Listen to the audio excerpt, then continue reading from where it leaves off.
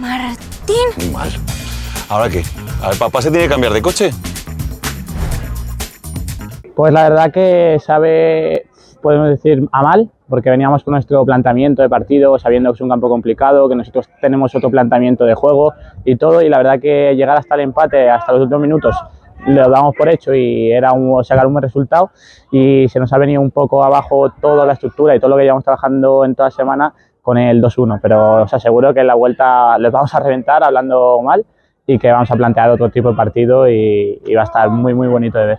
Sí, ese es lo complicado. Yo creo que lo bueno del fútbol moderno es que tenemos que dominar varios registros y hoy hemos querido intentar dominar eso, ya que era imposible intentar jugar a lo que intentamos proponer siempre, pero bueno, no ha salido bien porque nos ha metido el segundo a lo último. Si nos vamos con un empate podríamos estar hablando de otra cosa.